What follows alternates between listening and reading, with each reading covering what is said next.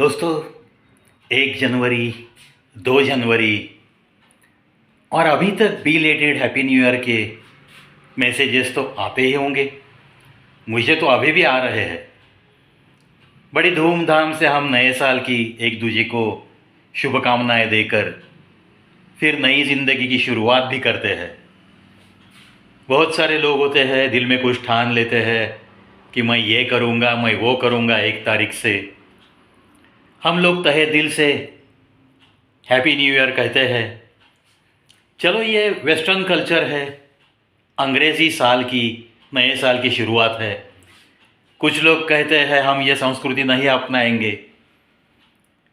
अरे सिंपली एक दूसरे को शुभकामनाएं देने में हर्ज क्या है?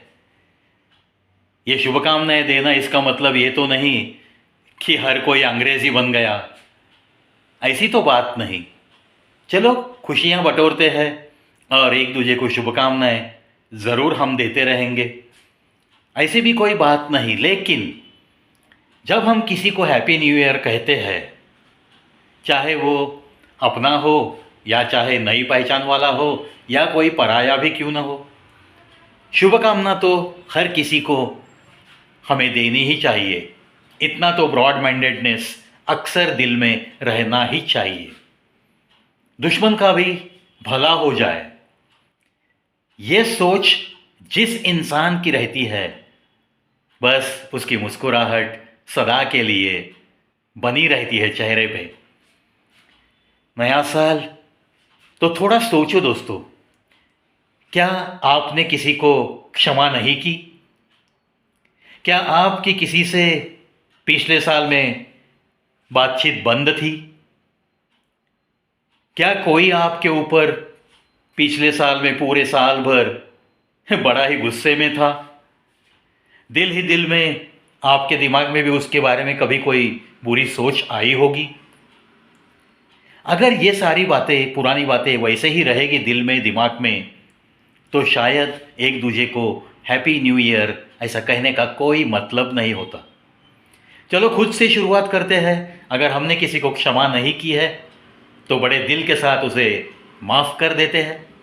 अगर किसी से बातचीत बंद है तो 4 कदम पीछे हट के चलो हम खुद कोशिश करते हैं, सॉरी कहने की थोड़ी सी कोशिश करते हैं। हाँ, जितना ब्रॉड माइंडेडनेस आप दिखाते हो उतना ही ब्रॉड माइंडेड सामने वाला ज़रूर चाहिए।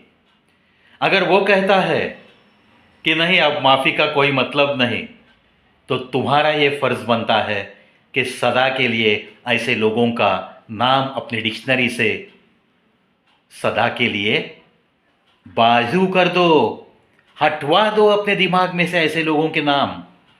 कोई ज़रूरत नहीं है। 4 कदम आप पीछे हटने के बाद भी अगर कोई आपके साथ ताल्लुक़ नहीं रखना चाहता है और अगर पुरानी दोस्ती, बरसों का प्यार, सब कुछ वो भुला देता है, तो हरगिज़ वो आपके रिश्ता रखने के लायक वो इंसान नहीं है। आपके दोस्ती के वो पात्र बिल्कुल नहीं है।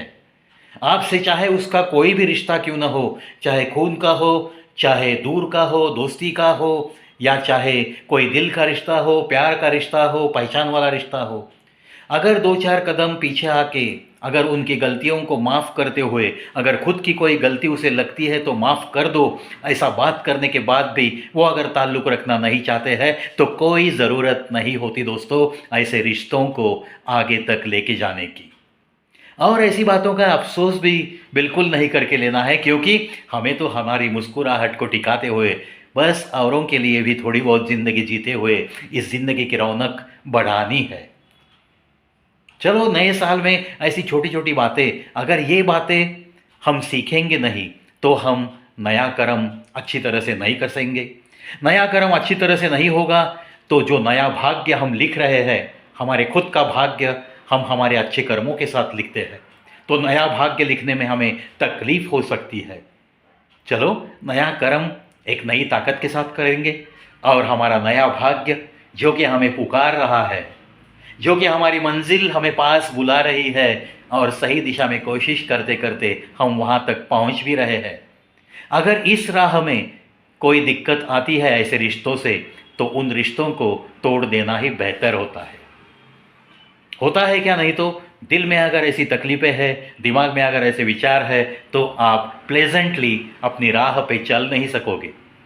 तो औरों के लिए खुद की ज़िंदगी, खुद का कर्म क्यों बर्बाद करके लेना है? कोशिश ज़रूर करनी है रिश्तों को टिकाने की, रिश्तों की अहमियत को उन्हें समझा के देने की कोशिश एक बार, दो बार करो, लेकिन तीसरी बार उस रास्ते को बिल्कुल नहीं जाना है। कुछ भी फ़र्क नहीं पड़ता।